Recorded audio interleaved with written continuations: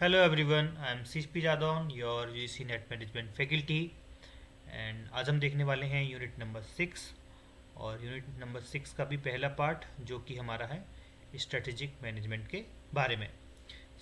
बिना देर के स्टार्ट करते हैं। जैसे कि हमने बात की स्ट्रेटेजिक मैनेजमेंट की, लेकिन उससे पहले समझ लेते हैं कि स्ट्रेटजी क्या होता है ना। जैसे कि just like a student plans how to clear UGC net an organisational plan how to achieve its goal, this plan is called strategy.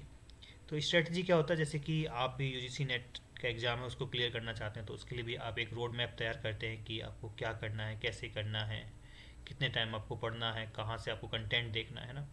तो वो सब आप क्या बनाते हैं, एक स्ट्रेटजी बनाते हैं जिससे कि आप एग्ज़ाम को क्लियर कर सकें। ऐसे ही अगर हम बात करें, कोई भी एक ऑर्गेनाइजेशन है तो वो भी एक प्लान तैयार करती है जिससे कि वो अपने विजन है, मिशन है ना, उनको अचीव कर सके थ्रू इट्स गोल। सो वो भी एक प्लान तैयार करते हैं, तो उसी प्लान को हम बोलते हैं strategy. Strategy is a long term blue print that define what an organization want to be and what is organization want to be, what is wants to do and where it want to go in future। तो जो strategy है वो क्या है, एक long term blueprint होता है जहाँ पर ऑर्गेनाइजेशन क्या चाहती है और क्या करना चाहती है और क्या करती है, और वो फ्यूचर में कहाँ खुद को देखती है कि आने वाले समय में वो कहाँ पर होगा, है ना। तो वो सब कहाँ से पता पड़ता है, स्ट्रेटजी के थ्रू हमें पता पड़ता है। तो strategy is conscious design and flexible plan of action intend to mobilising organisational resource. तो आपकी जो स्ट्रेटजी होती है वो आप डिलिबरेटली बनाते हैं और एक फ्लेक्सिबल प्लान बनाते हैं जो कि इंटेंट करता है कि आप अपने जो रिसोर्सेज हैं उनको इफेक्टिवली मोबिलाइज कर सकें, है ना।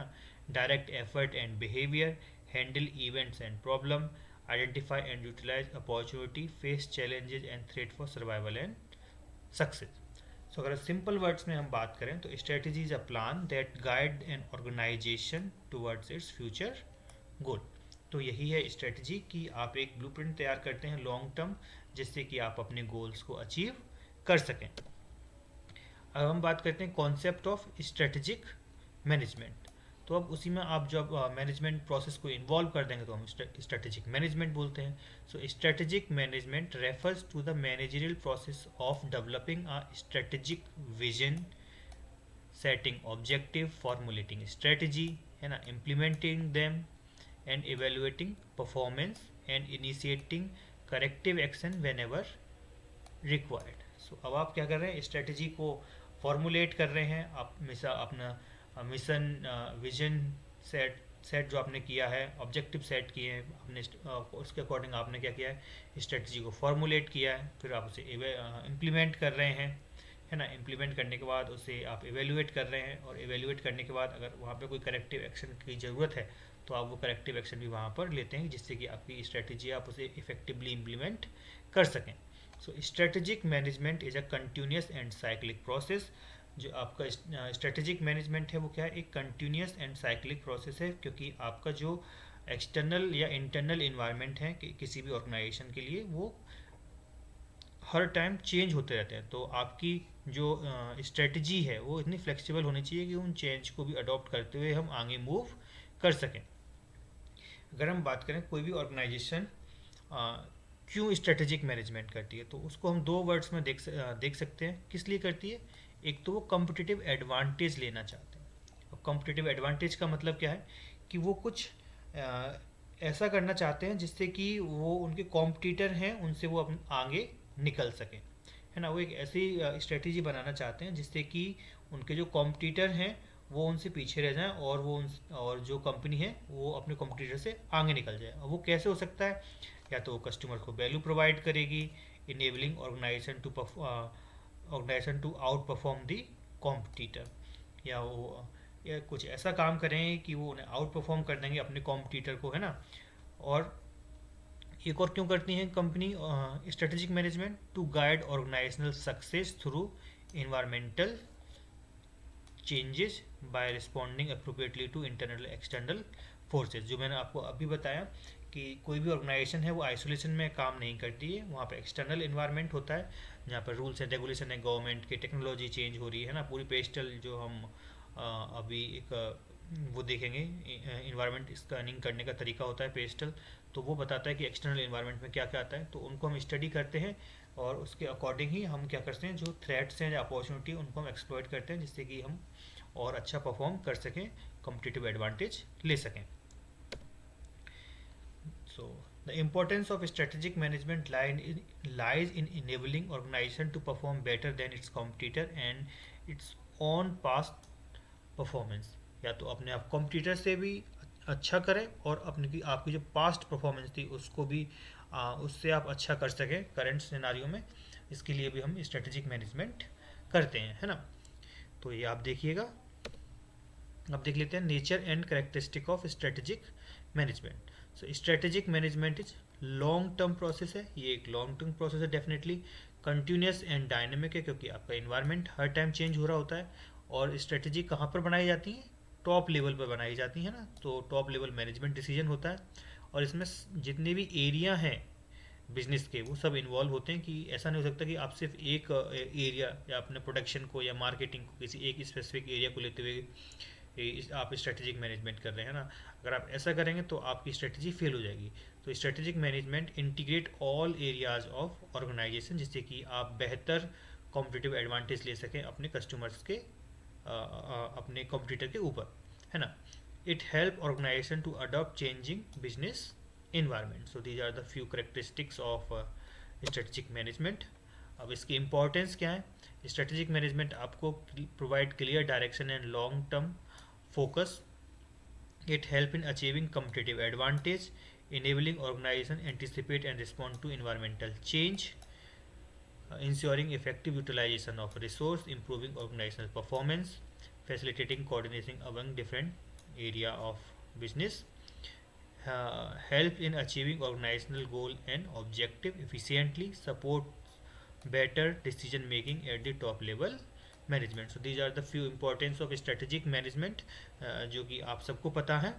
दीज आर नथिंग, और यहाँ से क्वेश्चन भी नहीं आने वाला है, बट हमें एक आइडिया होना चाहिए कि क्या स्ट्रेटेजिक मैनेजमेंट के एडवांटेज हो सकते हैं या इंपॉर्टेंस हो सकते हैं। ऐसे ही लिमिटेशंस हैं, लिमिटेशन क्या हो सकता है कि टाइम कंज्यूमिंग प्रोसेस है ना, और कॉस्टली प्रोसेस भी है, इसमें टाइम लगता है काफ़ी। अगर आप सही से इम्प्लीमेंट नहीं करी आपने स्ट्रेटजी तो क्या हो सकता है, poor implementation can lead to failure even when formulated well formulated strategy. आपने स्ट्रेटजी तो काफ़ी अच्छी बनाई है, लेकिन आपको इम्प्लीमेंटेशन करने का तरीका नहीं पता, तो आपने उसे अच्छे से इम्प्लीमेंट नहीं किया, तो वो भी क्या है, वहाँ पे आपको फ़ायदा नहीं होगा। तो ये भी क्या है, लिमिटेशन है। और जब आप कोई भी चीज़ को इम्प्लीमेंट करते हैं तो आपके एम्प्लॉय मोस्टली रजिस्ट करते हैं, है ना, तो ये भी एक दिक्कत आती है। तो resistance to change by employ में reduce effectiveness, strategy may be become rigid and difficult to modify in rapid changing environment। So these are the few limitations of strategic management।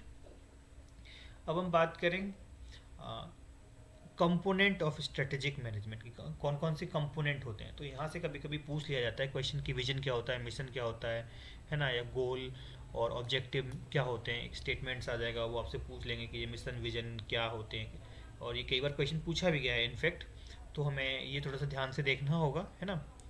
वहीं हम बात करें कंपोनेंट ऑफ स्ट्रेटजी। अब ये भी थोड़ा सा डिफरेंस याद रखना कि कंपोनेंट ऑफ स्ट्रेटेजिक मैनेजमेंट ये सब होते हैं, स्ट्रेटेजिक इंटेंट, विजन, मिशन।